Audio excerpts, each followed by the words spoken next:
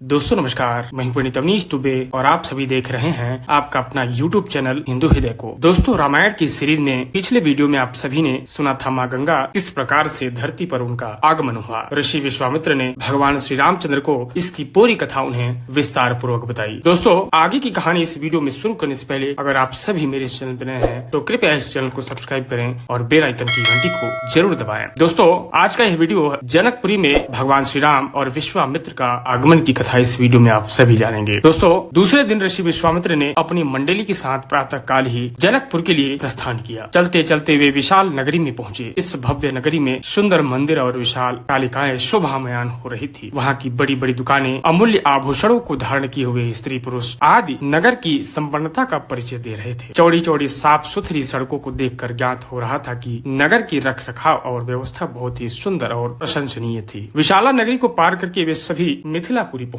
उन्होंने देखा कि नगर बाहर सुरम्य प्रदेश में एक मनोहर यज्ञशाला का निर्माण किया जा रहा था और वहाँ पर विभिन्न प्रांतों से आए हुए वेद पाठी ब्राह्मण मधुर ध्वनि में वेद मंत्रों का सस्वर पाठ कर रहे थे। शोभायुक्त यज्ञ मंडप अत्यंत आकर्षण था, जिसे देखकर राम ने कहा, हे गुरुदेव, इस यज्ञशाला की छटा मेरे मन को मोह रही है और विद्वान ब्राह्मणों के आनंददायक मंत्रोच्चार को सुनकर मैं पुलकित हो रहा हूँ। कृपा करके इस यज्ञ मंडप के समीप ही हम लोगों को ठहरने की व्यवस्था करें, ताकि वेद मंत्रों की ध्वनि माने मन मानस को निरंतर पवित्र करती रहे। जब राजा जनक को सूचना मिली कि ऋषि विश्वामित्र अपने शिष्यों तथा अन्य ऋषि मुनियों के साथ जनकपुर में पधारे हैं, तो उनके दर्शन के लिए वे राज पुरोहित शतानंदों को लेकर यज्ञशाला पहुँचे। पाद्य अर्घ आदि से विश्वामित्र जी का पूजन करके राजा जनक बोले, हे महर्षि, आपने यहाँ पधार कर और दर्शन देकर हमें कृतार्थ कर दिया है। आपकी चरण धूल से यह मिथिला नगरी पवित्र हो गई है। फिर राम और लक्ष्मण की ओर देख कर बोले, हे मुनिवर, आपके साथ ये परम तेजस्वी सिंह शावक जैसे अनुपम सौंदर्यशाली दोनों कुमार कौन हैं? इनकी वीरतापूर्ण आकृति देखकर प्रतीत होता है मानो ये किसी राजकुल के दीपक हैं। ऐसे सुंदर सुदर्शन कुमारों की उपस्थिति यह यज्ञशाला वैसे ही शोभायुक्त हो गई है जैसे प्रातः काल भगवान भुवन भास्कर के उदय होने पर प्राची दिशा सौंदर्य से परिपूर्ण हो जाती है। कृपा करके अवगत कराइए कि ये कौन है, कहाँ से आए हैं, इनके पिता और कुल का क्या नाम है। इस पर ऋषि विश्वामित्र ने राजा जनक से कहा, हे राजन, ये दोनों बालक वास्तव में राजकुमार हैं। ये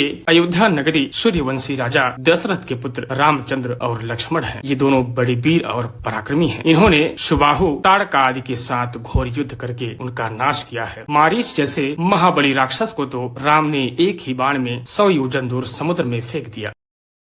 एक उपवन में उन्होंने एक निर्जन स्थान देखा। राम बोले, हे गुरुदेव, यह स्थान देखने में तो आश्रम जैसा दिखाई देता है, किंतु कारण है कि यहाँ कोई ऋषि या मुनि दृष्टिगोचर नहीं हो रहा है। इस पर विश्वामित्र जी ने कहा, यह स्थान कभी महात्मा गौतम का आश्रम था। वे अपनी पत्नी अहल्या के साथ यहाँ पर तपस्या करते थे। एक दिन गौतम ऋषि की अनुपस्थिति में इंद्र ने गौतम के वेश में आकर अहल्या की प्रणय याचना की। यद्यपि अहल्या ने इंद्र को पहचान लिया था, तो भी यह सोचकर कि मैं इतनी सौंदर्यशाली हूँ कि देवराज इंद्र मुझसे प्रणय याचना कर रहे हैं, अपनी स्वीकृति दे दी। जब इंद्र अपने लोक लौट रहे थे, तभी अपने आश्रम को वापस जाते देखते हुए गौतम ऋषि की दृष्टि इंद्र पर। उस समय इंद्र उन्हीं का वेश धारण किए हुए थे। तत्काल वे सब कुछ समझ गए और उन्होंने इंद्र को शाप दे दिया। इसके बाद उन्होंने अपनी पत्नी को शाप दिया कि रे दुराचारिणी, तू 1000 वर्षों तक केवल हवा पीकर कष्ट अपने यज्ञ की रक्षा के लिए मैं इन्हें अयोध्यापति राजा दशरथ मांग कर लाया था। मैंने ही उन्हें नाना प्रकार के अस्त्र शस्त्रों की शिक्षा प्रदान की है। इनके प्रयत्न से मेरा यज्ञ निर्विघ्न तथा सफलता पूर्वक संपन्न हो गया। अपने सद्व्यवहार, विनम्रता और सौहार्द से इन्होंने आश्रम में रहने वाले समस्त ऋषि मुनियों का मन मोह लिया है। आपकी इस महान धनुष यज्ञ का उत्सव दिखाने के लिए मैं इन्हें यहाँ लाया हूँ। इस वृत्तांत को सुनकर राजा जनक बहुत प्रसन्न हुए और सबके ठहरने के लिए यथोचित व्यवस्था कर दिया। प्रातः काल राम और लक्ष्मण ऋषि विश्वामित्र के साथ मिथिलापुरी के वन उपवन आदि को देखने के यहाँ राख में पड़ी रहेगी। जब राम इस वन में प्रवेश करेंगे तभी उनकी कृपा से तेरा उद्धार हो। अभी तो अपना पूर्व शरीर धारण करके मेरे पास आ सकेगी। यह कहकर गौतम ऋषि इस आश्रम को छोड़कर हिमालय पर जाकर तपस्या करने चले गए। अतः हे राम, अब तुम आश्रम के अंदर जाकर अहल्या का उद्धार करो। विश्वामित्र जी की आज्ञा पाकर वे दोनों भाई आश्रम के भीतर प्रविष्ट हुए। वहाँ तपस्यारत अहल्या कहीं दिखाई नहीं दे रही थी, केवल उसका तेज संपूर्ण वातावरण में व्याप्त हो रहा था। जब अहल्या की दृष्टि राम पर पड़ी तो उनके पवित्र दर्शन पाकर वह एक बार फिर सुंदर नारी के रूप में दिखाई देने लगी। नारी रूप में अहल्या को सम्मुख पाकर राम और लक्ष्मण ने श्रद्धा पूर्वक उनके चरण स्पर्श किए। तत्पश्चात उससे उचित आदर सत्कार ग्रहण किया। वे मुनिराज के साथ पुनः मिथिलापुरी को